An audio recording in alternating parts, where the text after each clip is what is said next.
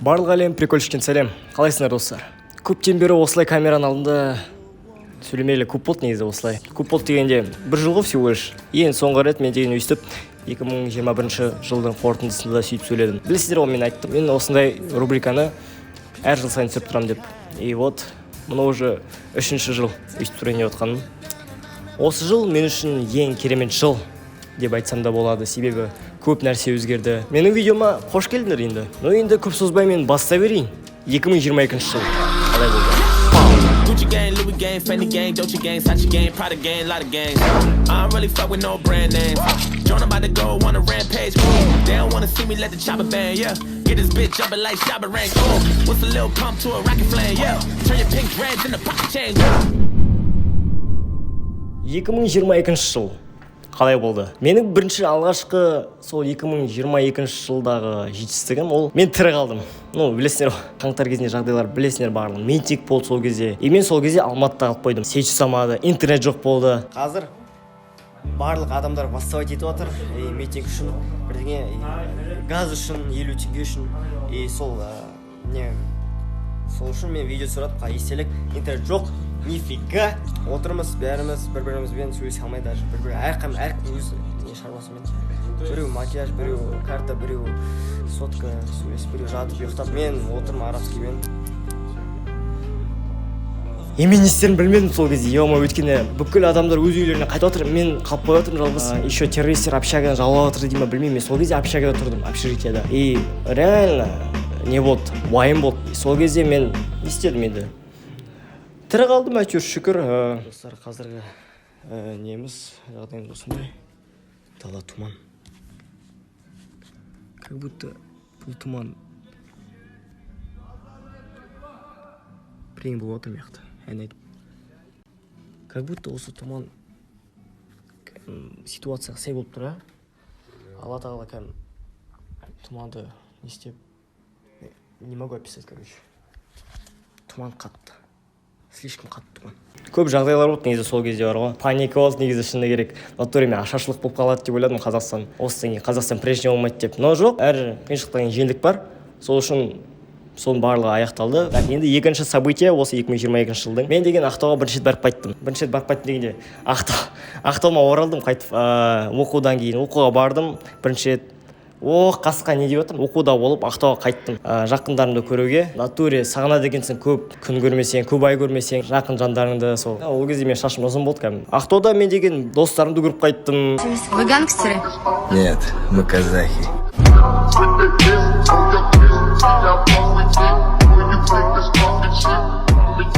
Көп нәрсе болды негізі Ақтауда, өте керемет болды. Бекзаттың қолынан жасалған бургер. Бүгін соңғы күні құтты болсын, родной. Бека, рахмет ал.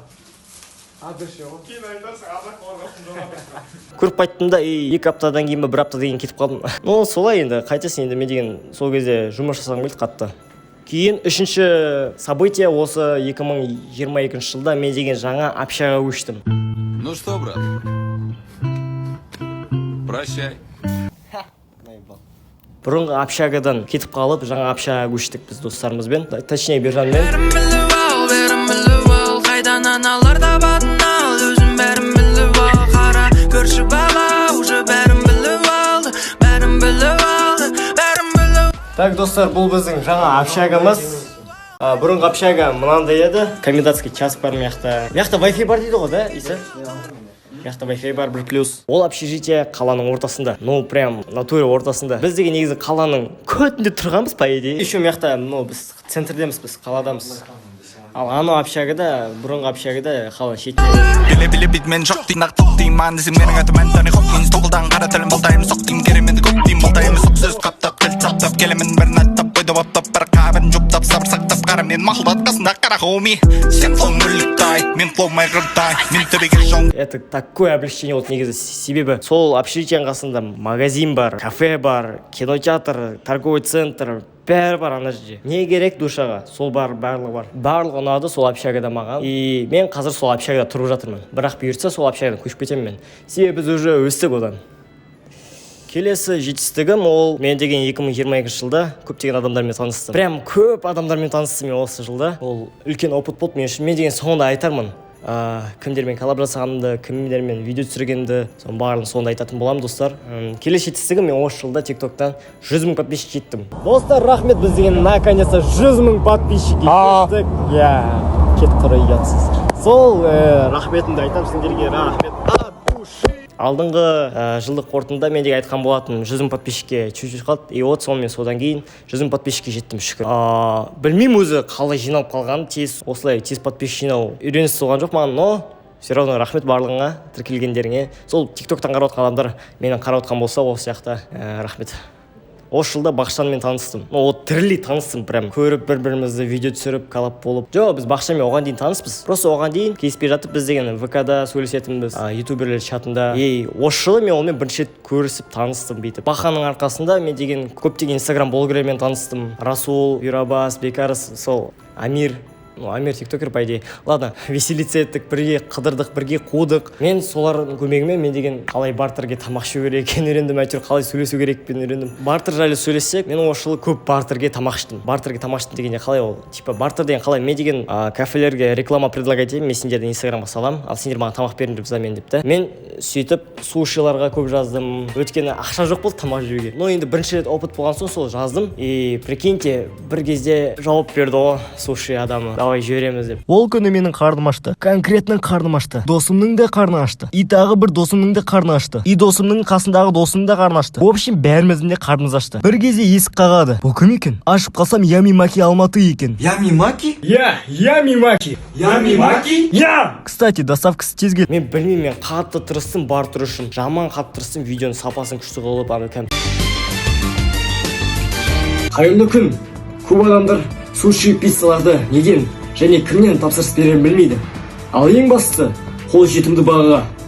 Сол сұрақтың жауабын табу үшін біз арнайы корреспондентке сол рекламный ролик, монтаж, видеосъемка какой-то бір бартер үшін. Ну, по идее, ол тәкаппарлық па, сондай сияқты айтып отқан. 100 шақты суши, кафе, крылышке жазған шығармын, маған бартерге беріңізші. Солардың арасында екеуіма жауап берді ғой, типа, я деп. Рекламамен эксперимент жасадым, қалай түсірсем болады, қандай әртүрлі стильде түсірдім рекламаны бартерге. Ну, оказывается, бүйтіп түсірсем де болады екен. Сәлем достар, осы суши жеңдер анау-мынау. Ну, по идее, жақсы опыт болды негізі. И вот мен Алматыға жақында келдім ғой, по идее, жақында көшіп келдім. Бір айда болған жоқ. Менің анам шақырып алды мені Ақтауға. Маған көмектессін деп. Анам маған айтқан, жұмысыма көмектесші маған деп. Мен қалай отказ беремін енді? Мен деген келдім, Ақтауға келдім, бірақ негізі настроение болмады сол кезде барғанда. Ну ладно дедім. Анамның жұмысыма көмектестім. Ну, жұмысымыз қандай біздің? Овощ, фрукт сататын магазинбіз біз.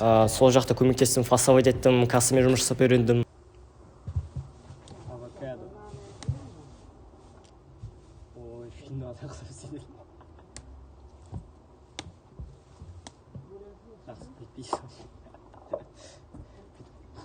Негізі келген мен өкініп тұрған жоқпын, өйткені көптеген опыт алдым мен сол кезде бар ғой. Өте көп опыт алдым мен. Ну, мен Ақтауға кеткенде 1-2 аптаға кеткен жоқ, мен 1-2 айға кеттім, 2 айға кеттім. Қыста кетіп қалдым, Алматыда қысында. Кәм қар бұлт далада, қысында кетіп қалдым. Даже видео бар, қалай кетіп жатқаным Ақтауға. Давайте. Ну что, прощай. Окей. Аман есен жетіңдер. Мен жаза алмаймын ешқандай, менде жоқ едейсің. Достар, мен попрощаться етіп отқаным. Бержан Алматыда қалып қойды сол кезде. Бержан айырып отыр контентімен, Бақшанмен де видео түсіріп отыр, анау-мынау. Ал мен Ақтауда... Жаңа жыл құтты болсын, балақай. Мамама көмектесіп отырмын, қарындастарым, бауырларыма қарап отырмын. И вот мен видео түсірмедім сол Ақтауда, по идее. 2 ай видео шықпады менің арныма. Алматы адамды іздетеді ал. Мен ойладым, ё-моё, срочно контент істеу керек деп. Бірақ қасымда даже камера да жоқ, идея да болған жоқ, түсіретін адамым да болған жоқ. Мен не істерін білмедім да, іш пысқаннан Инстаграм жүргізіп бастадым. Күнімді көрсетем, всегда күн сайын. Осы стористе көретін болсаң, то есть ертеңнен бастап стористерді көретін болсаң, менің активный болуға тырысам Инстаграмға. Әйтпесе, ерінше Инстаграмда мен влог түсіріп бастадым. Типа өмірім жайлы, бір күндік өмірім жайлы видео түсіріп бастадым да.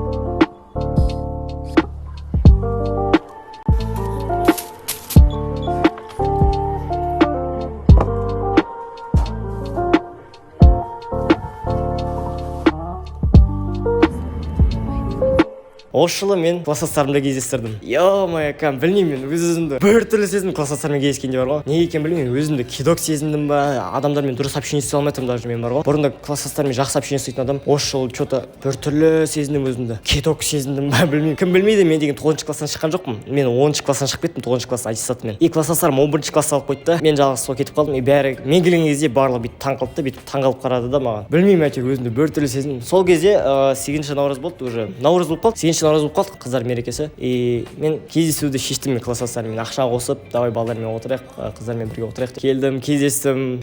Звук поставим на всю, и соседи не спят. Кто под нами внизу, вы простите меня. А потом о любви говорит до утра. Это юность моя, это юность моя. Звук поставим на всю, и соседи не спят. Кто под нами внизу, вы простите меня. А потом о любви говорит до утра. Это юность моя, это юность моя. Негізі көңіл күйім жақсы болды. Одновременно бір түрлі болды, ұялып тұрдым мен ана жерде. Биледім, қудым, әйтеуір негізі ана жерде отыратын жер маған арналмаған екен, андай клуб билейтін жер. Ол жер маған қатты ұнатпаймын ол жерлерді. Өйткені бара-бара ол жер андай шайтани жерге айналып кетіп жатыр ма, білмеймін, бірдеңе болады деп. Бірінші рет және соңғы рет отырғаным, бірақ естелікке нормально. Нормально. Өте керемет отырыс болды. Өте керемет отырыс болды. Енді музыка слишком том-том-том басқа кезеді. Ну, әйтеуір кездестім, шүкір, тамақ жедік, әңгіме айттық, гитара тарттым. Келесі жетістік, мен 250 подписчикке жеттім осы жылы. Ну, бара-бара ютубым дамып бара жатыр, қысқасын айтқанда деп ойладым. Ема, бірдеңе түсіру керек, мен как-никак бірдеңе түсіру керек болдым да. И Бержан сол кезде келеді ғой Ақтауға. Уах, дедім ғой, конечно, ема, бірдеңе түсіру керек болды. Мен сол Бахамен видео түсірдім, и Елес шақырдым деген видеоны түсірдім соңғы рет каналыма. И содан кейін мен деген Ақтауға кетіп қалдым. Содан кейін жоқ болып кеттім. Бірақ сол видео жақсы жинапты, просмотрды бар ғой. Прям күшті қылып жинапты сол просмотрды. И содан кейін мен продолжениесін шығару шештім. Өйткені соңғы жағында жалғасы бар деп шығарды да. И мен сценарий жазып бастадым. И Бержан келгеннен кейін сразу түсіріп бастадым. Қысқасын айтқанда мен Елесмін. Ассалаумағалейкум, короче. Біз оралдық. Ақтауға келіп қайтадан видео түсіріп бастадық. Ақтауда жатып шаршадым. Мен кеше келдім. Короче айтқанда, ютубқа жаңа күшпен келдім, жаңа настроениемен келдім. Қысқасын айтқанда, Нұрболат ютубқа оралады. Tick, tick, boom. Who bringing the noise? Go baby, we bringing our toys. Separate men from the boys. Chopper be singing, should be on the voice. Bang, bang, we gon' ride out. Gang, gang, we don't die out. Want it like this, ain't no timeouts. Подписчиктер мені сағынды даже. Қашан қайда видео, прям подписчиктер мені іздеп отты. Қайда видео, Нұрболат шығармайсың ба видео депті. Осы Ақтауда пайдаланып бір-екі видео түсіріп кетейінші дедім да. Қандай видео түсірсем болады дедім. Мен сосын ойладым, мен шашым ұзын ғой, ема шашымды қидырайын ба екен деп ойланып жүрдім да. Өйткені маған өзіме қызық болды, налысы қидырсам қандай чувство болады екен деп. Эксперимент үшін қайдырғым келді. И Ақтауда Еркебұлан деген бауырым бар, шаш таразшы. Ол маған жазды, Нұрболат шашын қидырып берейін ба деп. Пум, идея шықты ғой менде. Налысы қидырайын мен. Осы шок контент болады ютубқа дедім да. И вот сценарий жаздым, қалай қидыратын жаздым. Сценарийін Еркебұлан ағаға айттым. Қысқасын айтқанда шаш тараз дегенді түсірдім. Содан кейін Ақтаудан кетпей жатып. Контент түсіріп жатырмыз жестко. Ау, достар, мені осылай естеріңе сақтап алыңдар енді. Бәрі шокты болды сол видеоны түсіргеннен кейін. Мен ойладым, тағы бір фотошоп жасап алғам ба деп. Бірінші сенбей тұрдым. Ақыры сендім. Мен түсіргенімді, потом кетіп қалдым Ақтаудан.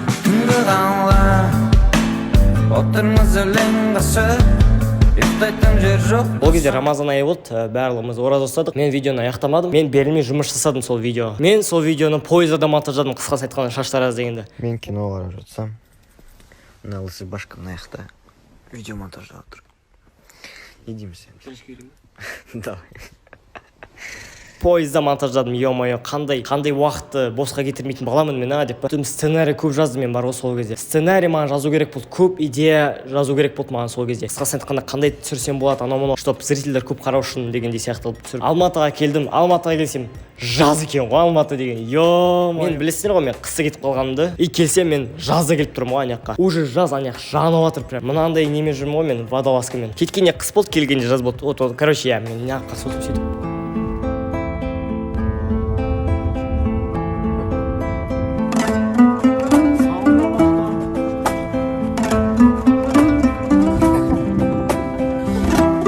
Вот солай мен Алматыға жаңа күшпен оралдым. Мотивация кәм ұрып тұрды, өйткені мен Ақтаудан келдім ғой, мен Ақтаудан. Аяқта кәм не то чтобы іш пысады, но аяқта мен бос саттым да, іш пысты да, кәм істейтін ісім жоқ болды. Балдарға қарап тұрдым, анамның жұмысында болдым. Это все содан кейін мен деген сол Ақтауда демалып болдым ғой, енді кішкене босқа өткізбеймін деп Алматыда жұмыс жасап бастадым. Енді осы сол Алматыда мен Бақшамен жақсылап таныстық, қыдырдық, видео түсірдік, көп видео түсірдік негізі Бақшамен. Достар, ренжімеңіздер, мен деген вообще мияқта не қалай сөйлерімді білмей жатырмын ғой мен. Сол не деймін енді, осы жылдың бір керемет естеліктерінің бірі, біз жігіттермен бірге ауыз аштық Рамазан айында. Ал ауыз ашайын деп отырық Бақаның үйінде. 1 минут 1 жыл сияқты өтіп отыр кез. 6 минут қылып. Сол. Қабыл болсын оразалар. Негізі Рамазан айы бір-біріміз басымызды қосты. Сосын балдар болып крышада оттық. Бақытжан всегда заброшка жүретін бала ғой енді. Сөйтіп заброшкаға бардық, видео түсірдік, или видео түсірмедік па? Білмеймін, есімде жоқ. Сөйтіп біз енді крышада оттық.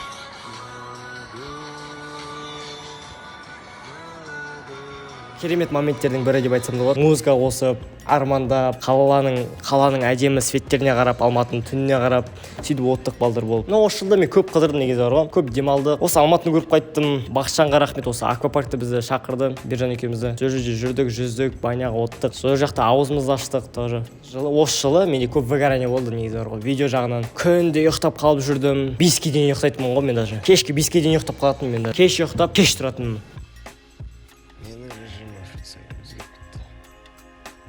Я сам не понимаю, как я до этого докатился. Жоқ қара, төртте оянам, төрт жарымдарда. И содан шығар көп выгорание болады. Мен даже видеоға да үлгермедім, видеоға көп уақыт бөлмедім. Сөйтіп Рамазан айының бітуіне 10 күн қалғанда мен пост шығардым. Осы Рамазан айында мен деген осы соңғы 10 күн өзіме уақыт бөлгім келіп тұр. Ақыретке уақыт бөлгім келіп тұр. Сөйтіп пост жазғаннан кейін мен Рамазан 10 күнін мешітте қондым. Мешітте уақыт өткіздім. Ана жерде уақыт өткізген потолокқа ана жақта.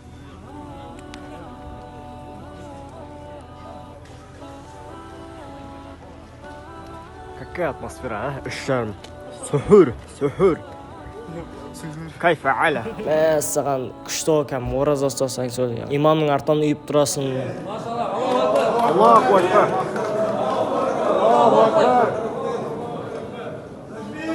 Аллаху акбар. Имамдармен бірге ауыз ашасың, сәресін ішесің. Саған таңғы 3 жарым. Ауыз бешілігі күшті да ораза. Қауылсын бәрі. Ұйықтайсың мешітте, таңғы 8-де тұрасың, луч, солнце сен күннің нұры сен бетіңе түседі, сен ойып кетесің. Сөйтіп мешітте шыққаннан кейін үйге ұйықтаймын, тұрам, қайтып барам мешітке, сөйтіп 10 түн бойы мешітте өткіздім, қондым, достарымды шақырдым, бірге ауыз аштық, сөйтіп ана жерде бәрі күшті болды, потолок аяққа барсаңдар. Келесі осы 2020 жылдың мықты сәті, ол Бержан маған айтқан, типа пазлға документалка түсіріп отырмын деп, маған көмектесші деген оператор болуға. Мен, естественно, я дедім, қызық өзіме де оператор болған, сол үшін түсірдік, Бержан екеуміз түсіріп бастадық. Пазлға біз документалка түсірдік.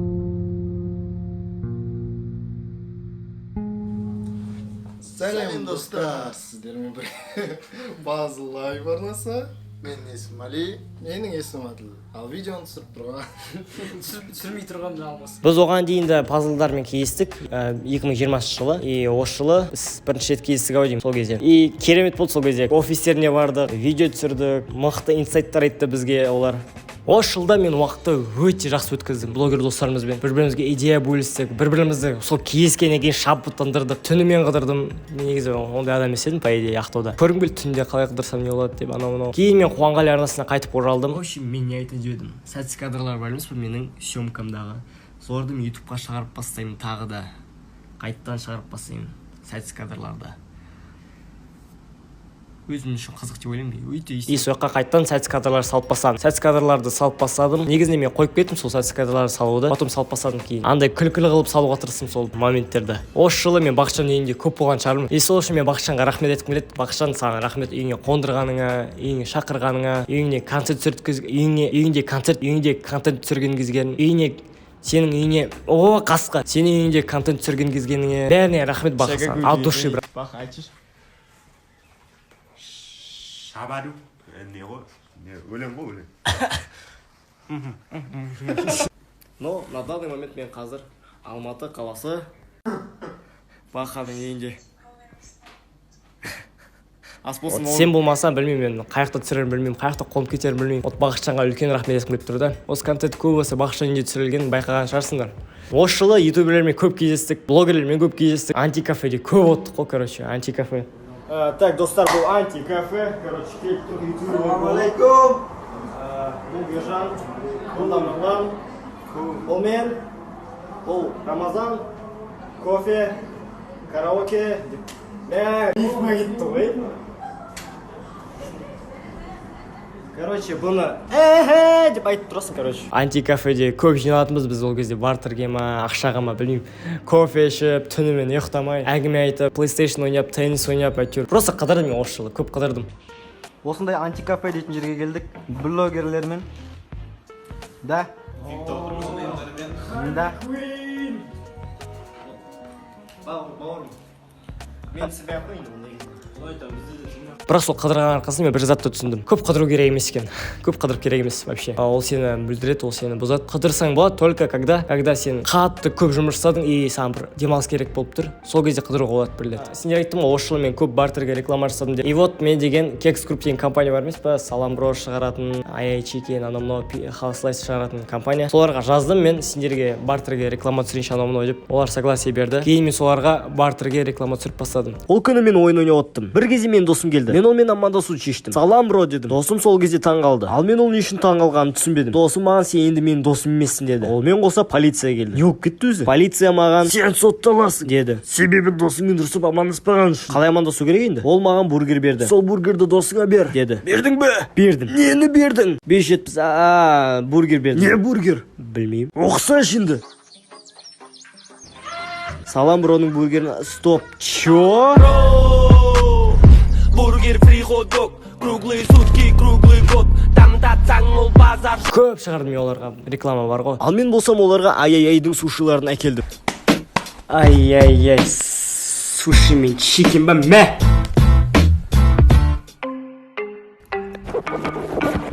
Раз, два, три, кеттік ал. Йоу, эй.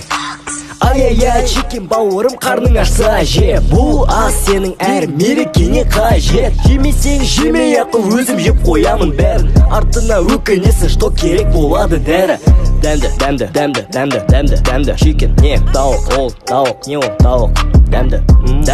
Дәмді чикен, тауық, дәмді. Ай-яй-яй, чикен. Вы бы знали, сколько реклам я им делал. Бір күні біз досым екеуміз тамақ жеуге барғанбыз. Жекасқа. Жекас донер хаусқа ма? Дәл солай. Сол кезде олардың донерлерімен бірінші жегенмін. Дәмі өте керемет болды, что даже мен ояқтан 2 күн бойы шықпадым. Салам брода, наггетсы, стрипсы және сырмен шарик шықты. Прикинь, и то тиімді арзан бағада. Басқасы басқа, менің таңдауым салам бро.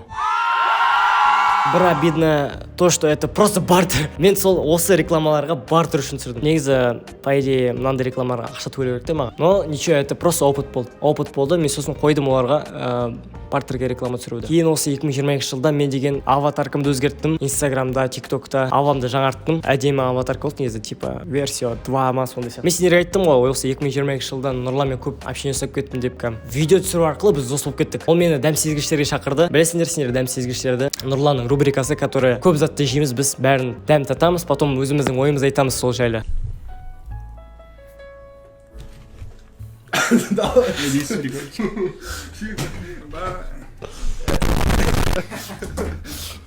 Шығады ғой. Жақсы. Қазы берек шыда Нұрланның рубрикасында Амир, мен, Нұрлан үшеуміз бірге түсіретінбіз. И сол рубрика бізді қосты ау деймін біздің басымызда. Сөйтіп біз жақсы әңгіме общение жасап кеттік. Содан кейін біз көп қыдыратын болдық. Просто видео үшін емес, просто так қыдыратын болдық. Мен, Амир, Нұрлан үшеуміз қыдыра беретін болдық. Көп жыртылдық, көп тарқылдық, күлдік, білмеймін, әйтеуір прикол садық па, білмеймін, әйтеуір көп жерге қыдырдым мен осы жылы бар ғой. Осы жылда тағы не сезгенімді айтайын сендерге. Мен осы жылда нормально тамақ жей алмадым бар ғой.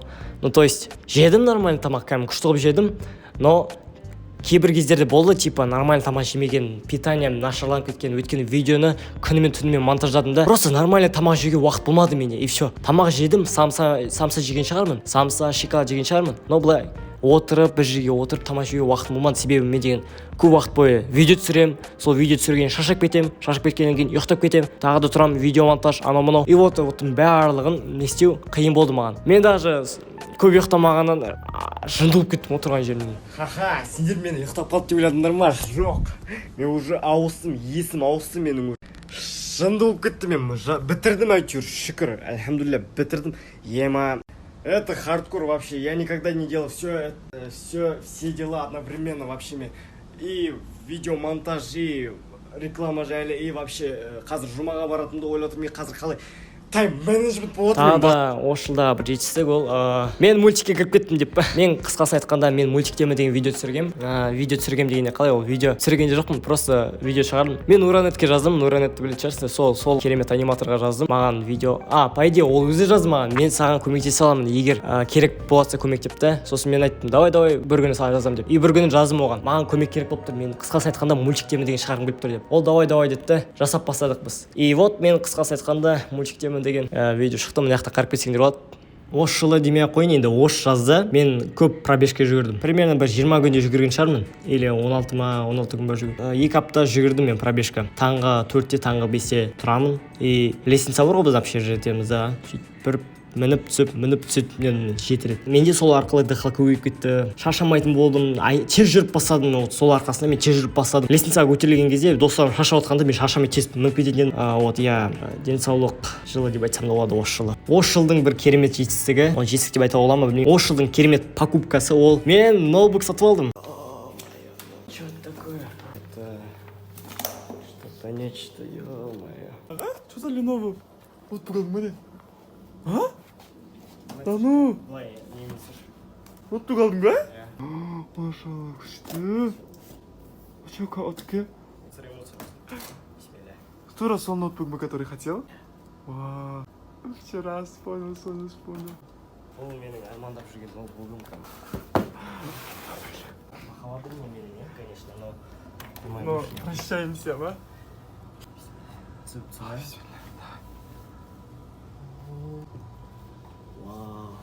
Мен негізі Құдайдан тілеп жүрдім, ноутбук алайыншы. Мен осы жыл сентябрьге дейін әйтеуір ноутбук алайыншы, Алла тағалам деп та сөйтіп дұға тілеп жүрдім. Bir күні антикафеге бараттық ол кезде. Сөйтіп бір кезде уведомление келеді да, Каспий жұма деген, Каспий жұма. Ема сол рассрочка алуға болады да. Мен анама айттым, мен ай сайын төлеп тұрамын, маған алып беріңізші деп та. Ноутбукты алып беріңізші, менің адресіме жазып қойыңызшы деп. И одобрено, рассрочка одобрена, мен ноутбук алдым. Сөйтіп келесі күні ноутбук келді доставкамен. Мен білмейсіздер қалай қуанғанымды, анау қатып пайда болып, прям шүкір. Ассалаумағалейкум рахматуллахи ва баракату. Мен деген камерамды тексеріп жатырмын. Өте керемет, альхамдулилля. Кеше мен деген ноутбук алдым. Аллаға шүкіршілік. Екінші ата-анама, анама рахмет. Өте керемет ноутбук, өте пайдалы, өте тез, өте жылдам, И осы видеоның өз эмоциямен бөлісіп отырмын. Қараңызшы қандай күшті камера. Даже битвеге алып камера. Жопсай болады. Болды, ноутбук алдым, жаңа контентке мотивация ашылды. Өйткені ноутбуктың ақшасын ай сайын төлеу керек қой. Енді мен деген көп түсіре беретін болдым. Контентке идея тауып бастадым.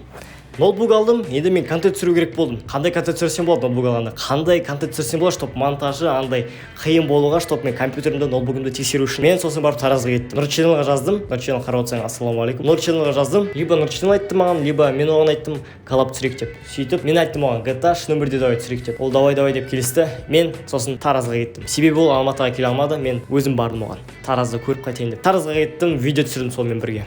Келесі жетістік, ол мен подкастқа түстім, Бержан түсірген. Мен жалпы армандайтын бұрында подкастқа шақырса екен мені біреулермен, чтобы өз ойымды бөлісу үшін, чтобы өз ойыммен адамдарға жеткізу үшін мені біреу тыңдаса екен депті. И вот Бержан солны ашты, ютуберлерді шақырды, и мен сол жақта болдым, сол жақта өз ойыммен бөлістім. Күшті болды негізі, күшті опыт болды. Бержан студия жалдады, сол кезде Нұрлан, мен, Бақытжан, Али, Берік. Надеюсь, мен бәрін айтып шықтым, сол барлығымыз оттық. Осы жылы мен TikTok контентке көп уақыт бөліп бастадым. Қалай көп уақыт бөліп бастадым? Мен деген қысқасы ASMR деген рубрика шығардым TikTokта, где я сәлем достар, қалайсыздар? Бұл қысқасы ASMR деп түсіріп айтатын. Сәлем достар, қалайсыздар? Қысқасы ASMR, сәлем достар, қысқасы ASMR, Қысқасы асмр, қысқасы асмр, қысқасы асмр, қысқасы асмр, қысқасы асмр, сәлем достар. Қысқасы асмр. Сондай контент шығарамын, типа мен тамақ ішемін камераның алдында, и соны қызықты қылып монтаждаймын, и адамдар соны қарайды. Ол рубрика адамдарға өтеді екен. Мен қалай тамақ жеп жатқаным адамдарға өтеді. Ол кезде менде тамаққа ақша жетпейді, себебі YouTube ақшаны аз берді ма, сол кезде білмеймін, әйтеуір. Из-за того, что мен рассрочка алғаннан кейін менің доходым уменьшаться етті ғой енді, азайды. Содан кейін менде тамаққа ақша жеуге болмай қалды ма, сондай болып қалды. Тамақ жеу үшін бартерге алатынмын ғой мен сол кезде. Енді бұл кезде уже күнкөріс болды ғой, кім тұрған. Бартерге тамақ сұрадым, и соны TikTokқа салдым. И сол бартерге алған тамақтар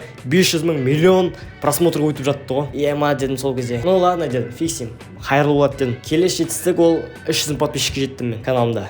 Вау, бұл күшті болды. Мәссаған, я в шоке. 300 мың подписчик. Кім ойлаған сөйтіп жетем деп мен. Мен анау 200 мың подписчикке қуанып жатсам, мына жақта уже 300 мың. Ема за год 300 тысяч подписчиков. Қазір біз 320 мыңбыз. Иншалла бәріміз бұйыртса миллионға жетейік. Сосын золотая кнопка лайық бұйырсын. 300 мың подписчикке мен торт алдым. Қазір біз қаяққа шықтық? Торт жеуге. Қазір мен торт сатып алдым бүгін 3900-ға. Бүгін 300 мыңды жуатын боламыз. Негізі бар ғой, мен осыны затта көп күткен мен. Типа тойлау дегенде. 200 мыңды сөйтейін деген, бірақ ақша жетпей қалды ол кезде. Қазір шүкір ақша жетеді торттарға. Шақырдым адамдарды, әйтеуір Нұрлан шақырдым, Сойық деген бар, Сойықта да шақырдым, Бержанды шақырдым. Мен деген заказ бердім. Ой, торт 300 скай деп тұр. Мен өзім істедім, өзім немен қолымен. Қазір диабет болмайсақ біз сол тортты жедік. Бірақ мен оны ютубқа салайын дедім, по идее, камерамен түсірген едім, бірақ соны кетіріп алдым, по идее. Окей. Мен сіздерге айттым ғой, көп ютубермен кездесіп жүрдім. Мысалы Айшуақпен кездестім, Рейлинмен кездестім, Нұрлан, солармен кездестім. Мен айттым, біз идея обсуждать еттік, қалай ютубта дамуға болады деп. Олар бір кезде біз тема сөйлесіп кетеміз да, летсплей жайлы. Олар айтады маған, летсплей неге түсірмейсің деп маған. Мен ойланып қалдым сосын, ема неге летсплей түсірмеймін деп та, екінші каналыма летсплей түсірсем болады ғой деп пайды. Мен сәтсіз кадрларымды түгелін кетірдім, каналымның стилін өзгерттім. Сол стиль өзгерткеннен кейін мен деген летсплей түсіріп бастадым. Летсплей канал аштым, яғни. Достар, ассалаумағалейкум. Мен жаңа канал аштым. Ол каналда мен летсплей түсірем. Летсплей қызықты моменттер, монтажы болады. Қазақ ютубында болмаған монтаж кіреді. Қазір ютубында деп көп оқыған сияқты. Сол жаққа видео шығарамын деп шештім. Қазір сол каналда 3 видео бар, но монтажы деген айта алмадым. Ана монтаж деген кайф қой қазақ ютубында. Но өздерің де несіңдер ғой, куәгерсіңдер ғой соған. Келесі жетістігім мен деген по идее Саламброн деген затты бар ғой. Бұрыннан бері жеп жүрмін. Ана бұрыннан бері кәм шабыттанып жүрмін. Ана Асхат Абу Мухаммед бар емес па, инстаграмда жүргізуші. Соған да жазатынмын ғой. Менің каналым бар, Мистер Прикольчик деген. Соған Саламбронға реклама алыңдаршы деп. Уалейкум ассалям. Сен бір түсіріп көрсеші бір нәрсені. Бір необычно, креативно түсіріп көр. Сен маған видеосын жібер. Егер ұнаса ақшасын төлеп берем. То есть бірінші түсірді, оны салып керек жоқ. Сен мен көрем. Если понравится, я скажу, да, я оплачу за эту работу. Там скажешь, сколько там. И то есть если работа понравится, готовы платить. Если работа не понравится, то лимимиз, да? Адам салмақ қой дейміз. Ну, типа такого. Так можно поработать, попробовать сперва. Давай түсіріп қара, сосын барып көреміз деді. Мен түсірмедім да, бірақ мен достарыммен қыдырдым ғой енді. Ұлан деген досым болды, Алматыға келді. Біз онымен қыдырдық, Бержан үшеуміз. Тез өтіп кетті да, еще жақсы өтіп кетті сол күндер. И біз кинотеатрға бардық, кинотеатрдан шықтық. Кинотеатрдан шыққаннан кейін қарным ашты да, мен Саламброға жаздым да, бартерге. Олар согласия берді. Бартерге шедік. О, Саламбро. Брат, жейсің ба?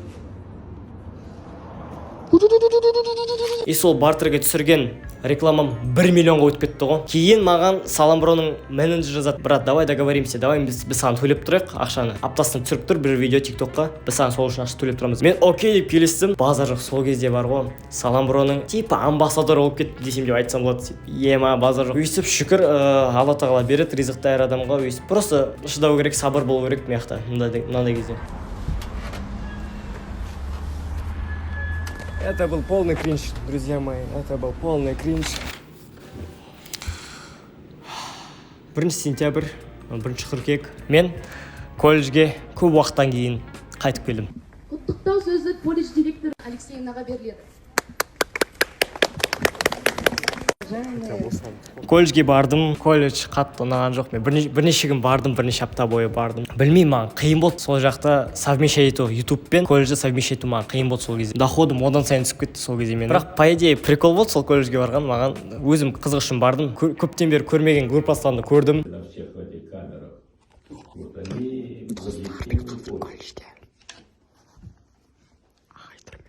Ну, в объективе есть вот эта дырочка, которая уменьшается и увеличивается. И роль крана – это диафрагма. И вот если диафрагма маленькая, значит, сколько надо пропустить? Значит, время экспозиции должно быть большое. Да, согласен. То есть, получается, зажали как игольное отверстие. Получилось почти как пинхол или как камера обскура. И тогда 30 минут. Негізі осы менің колледжімде алдыңғы жылдан қарағанда көп адам келді уже содан кейін бар ғой. Көп перваштар болды. Мен шыны керек в афиге болып қалдым ана кезде бар ғой. Көп адамдар болған. Мен даже ұялып тұрдым ана жақта өзім бар ғой. Бардым, жүрдім, очки киіп алдым өзім. Блатный болып жүрдім ғой, короче. Келесі ол менің iPhone 8-ім камерасы сынып қалды. Ну, то есть совсем андай бұлдырлап тұрды прям. Не камера мынау, а? Сынып қалды, фокус жасамай тұрсыз. Енді камера жөнету керек. Вообще новый телефон сатып алу керек негізі вообще. Не түсіремін білмей тұрмын ғой мен ана камерамен. Фотоға да түсіре алмайсың, видео түсіре алмайсың. Ана Каспи QR бар емес па? Мен соны да не істей алмай жүрмін ғой. Сканировать ете алмай жүрмін ғой. И, блин, сол мені жаман мучить ететін болды бар ғой сол кезде. И то телефон қататын еді, iPhone 8. И вот мен бірнеше күннен кейін 17 қыркүйек мен 18-ге толамын. Кім білмейді, бүгін бізде бұл баланың туған күні. Құтты болсын ал. 18-ге толып жатыр. Дастан жасқа шыға бер. Жазып кеттіңдер, құттықтап кеттіңдер. 18-ге толдыңыз, сонда не айта аласыз көрермендерге, не үйрендіңіз, қандай тәжірибе алдыңыз осы 18-ге толып? Енді бұл өте қиын болды енді жалпы.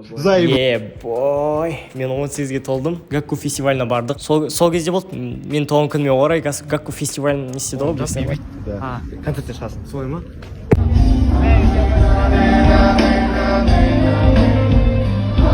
Біржан, рахмет, ема бәрін шақырыпсың кәм. Жақ қаліп мен үшін айтып отыр.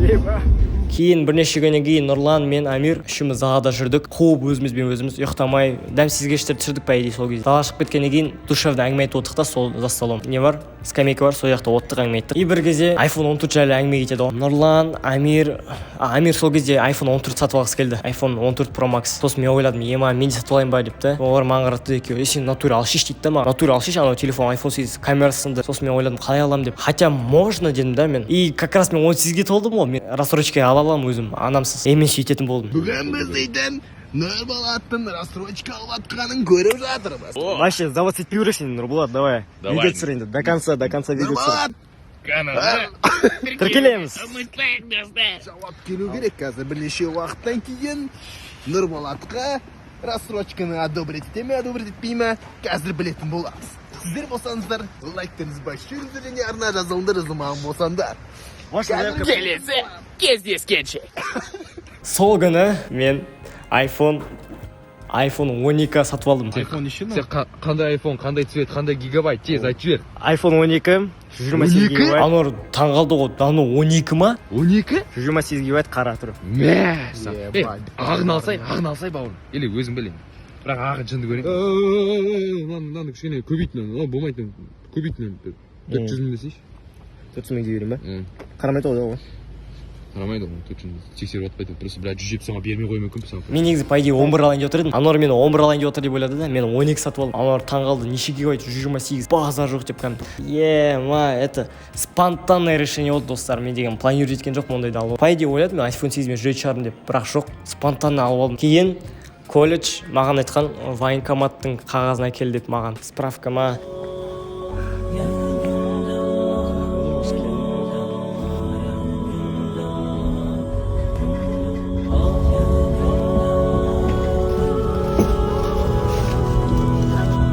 Мен Ақтауға қайтып бардым. Ақтауға қайтып келдім 1-2 аптаға.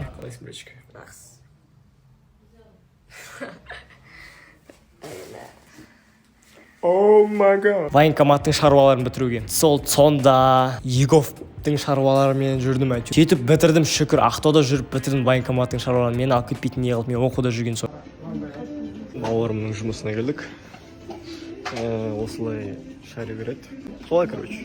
3-4 потом солай шарикмендердің жұмыстары оңай емес енді. Мына ұстап тұрсын. Енді менің де жұмысым оңай емес енді, ұстап тұрсын. И знаете что? Мен Алматыға қайтып бара жатқан кезде кімдермен бірге отырдым дейсіңдер? Солдаттармен бірге отырдым мен, оңай. Нұралы бар ма? Бар. Мен Нұралы екім. Мен саған берейін. 2004 жылғы солдаттармен бірге отырдым. Арасында мен 2004 армияға кету керекпін. Олар кетіп жатыр. Олармен бірге жүрдім. Но мен бармадым. Тағы да осы жылдағы рахметімді мен Нұрланға айтқым келеді. Нұрлан, братан, от души саған ема. Ол үйіне қондыртатын еді Нұрлан. Түнде общага жабылып қалады ғой, енді общага кіргізбейді. Түнде мен Нұрлан үйіне қонып қалатын едім. Нұрланмен бірге көп идея сөйлесетін. Нұрланмен көп общение ұстадым мен бар ғой осы жылы. Прям Нұрлан деген андай адам ғой, типа комфортный чувак қой, бар ғой ема. Прям сол үшін я его уважаю, бар ғой Нұрлан. Нұрлан, рахмет саған, от души. Қарап отырсың осы. Сен по-любому осы видеоны қарайсың, Нұрлан, мен білемін. Нұрлан өзінің кеңестерімен бөлісіп жүрді маған, өзінің ойларын айтып жүрді. Мен сол ойларды алып, өзім решение құратын едім.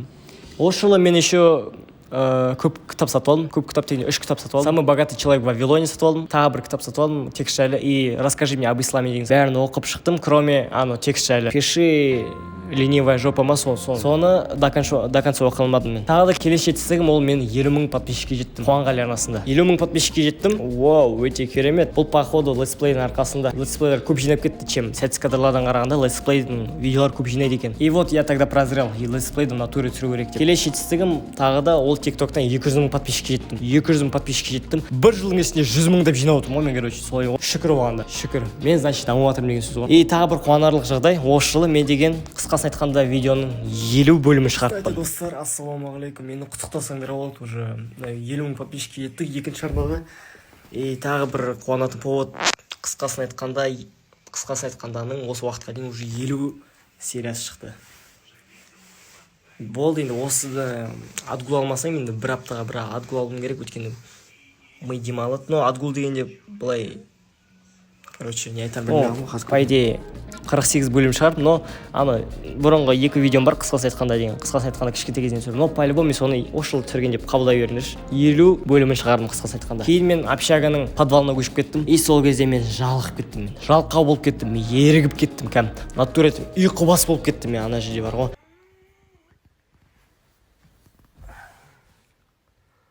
Вообще неприятно, бар ғой, үште тұрған. Босқа өткізетін болғансыз. Режим түзеу. Ол бөлмеде қалай айтсам болады, ауа жоқ болды, біріншіден, екіншіден терезе жоқ болды. И сол бөлме маған берекесіз болып көрінді да. И мен сол ойладым, көшейін ба, көшпейін ба деп. Сол 50 видео түсіріп болғанда мен демалуды шештім ғой, типа 2 аптаға демалайын, я заслужил деп. Жоқ, одан сайын жаман болды ол маған. Демалайын десем, демала алмадым дұрыс. Видеоны дұрыстан түсіруді шештім. Маған Бекарыс деген бауырым соғады, Бейрабас бауырым соғады. Әңгіме айтайық, біз бірге жүрдік, бірге әңгіме айттық. И ол бір күні келеді, менің комнатама айтады, көшеш мияқтан дейді. Мынау комната берекесіз ғой дейді. Мен ойладым, натуре мынау берекесіз комната болғаннан кейін ісім алға жүрмей жатыр ғой деп. Содан кейін мен деген көшіп кеттім 7-ші этажға.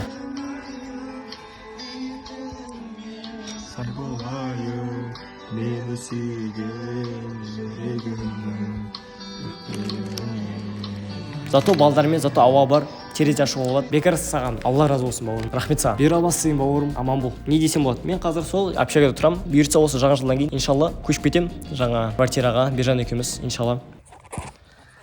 Біз уже көштік.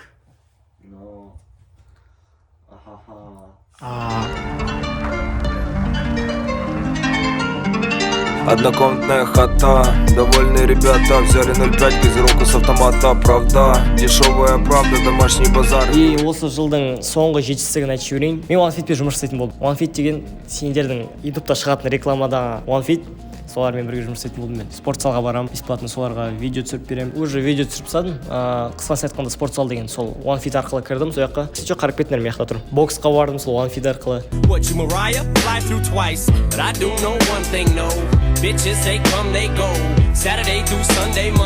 Видеоның соңына жеттік. Енді осы жылы кімдермен коллаб жасадым. Бірінші коллабым менің ол Зх Бақытжан. Ж Бақытжан. Алло, прикольчик. Салам, қалайсың? Кім бұл? Мен ғой Бақытжан. Иә, Баха екен. Чё там, не болды? Бақытжанмен көп қалап түсірдім осы жылы. Оның видеосына түстім, ол менің видеома түсті. Керемет уақыт өткіздім сонымен, баламен бар ғой. Ема, Бақытжан, сау бол саған. Келесі осы жылда кіммен тағы коллаб жасадым? Мен Амирмен коллаб жасадым. Амир, саған да рахмет. Сіз осыған маньяк емессіз бе? Адамдарды қорқытып ақшаларын ұрлап жүрген. Мен просто ментпін ғой. Сол маньякты іздеп жүрдім. Жоқ, ол емес. Бюро баспен коллаб жасадым, Бекарысты бауырыммен. Келесі күні матч. Біз жиналдық. Мен командаға мотивация бердім. Егер ұтсақ 10 000 теңге аламыз деп. Ал ұтылсақшы. 10 000 теңге береміз. О, шеш. Не тірлік ол? Еще салаға тебеді.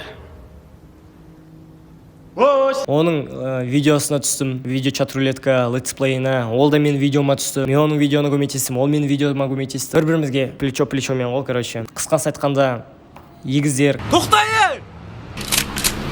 Қайсың мұнда Нұрболат? Мен Нұрболат! Мен Нұрболат! Мен! Қайсың дейм? Басыма бірақ, мен Нұрболат! Мен! Анауға сен қайтесің? Мен Нұрболат! Қайсың Нұрболат? Вот соның барлығы маған Бекарыс көмектескен түсуге. Осы жылы мен Расулмен таныстым. Расул деген бауырмен.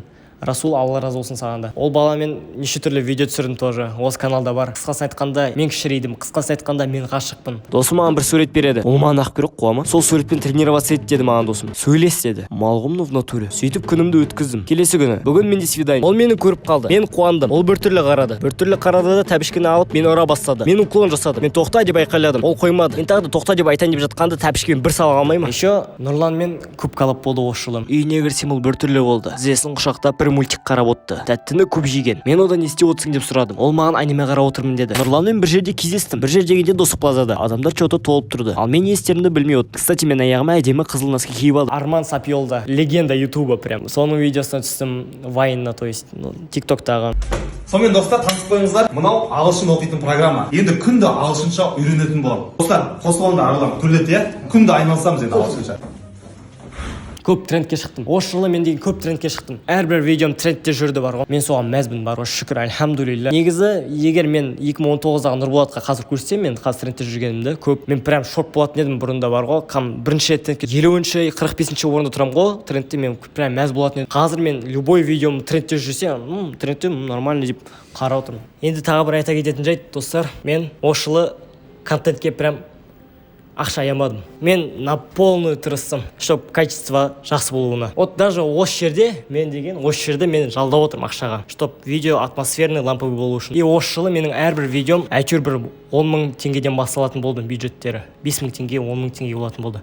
Жақсы достар, осымен видео аяқталады. Осы жылда менімен кім болды, мені кім қолдады, менімен әлі болуда. Осы видеоны қарап отқан адамдарға барлығына рахмет. Біріншіден Аллаға шүкір, екіншіден ата-анама рахмет мені қолдап жатқандарына, үшіншіден достарыма, төртіншіден сендерге, көрермендерім, бауырларым. Мені бұрыннан бері көріп жатқандар, бұрынғы мистер прикольщикті қарап жатқандар, скетч түсіретін, өтпейтін приколлар түсіретін. Мені прикольщик деп атап жүргендер даже есіме. Прикольщик болмасам да, прикол айтып білмесем де мені қолдайтындар. Рахмет сендерге, мені қолдап келе жатқандарыңа. Осы видео ламповый шықты деп ойлаймын енді. Сендерге көп рахмет мені қолдап келе жатқандарыңа. Сендердің де осы жылдардың, келесі жылдар сәтті өтсін. Ешқашан берілмеңіздер. Бір затта шаршап кеттіңдер ме? Ақылды да айта алмай тұрмын ғой мен мияқты. Не айтсам болады бір. Ақыл айтайын, осы жылда түсінгенім. Уақыттарыңды босқа құртпаңдар. Оно того не стоит. Егер даже қыдырсаңдар да с пользой қыдырыңдар. Дұрыс әңгіме айтыңдар. Біреуді өсектемеңдер. Біреуді өсектеген дым пайдасы жоқ. Лучше идеяларды обсуждать етіңдер. Көп адамдармен танысыңдар. Көп жерде болыңдар, көп жерде жүріңдер, көріңдер. Әрдайым даму жолыңда болыңдар, достар. Әрдайым даму жолыңда болыңдар. Осы келесі жыл жақсы өтсін. 2023 жыл наш болсын. Бұйыртса соғыстың бәрі бітсін. Аман есен. Президентіміз адал және иманды болсын. Келесі жыл осы жылдан қарағанда мықты өтеді деп ойлаймын. Тілеймін. Рахмет сендерге, достар. Пока-пока, чао.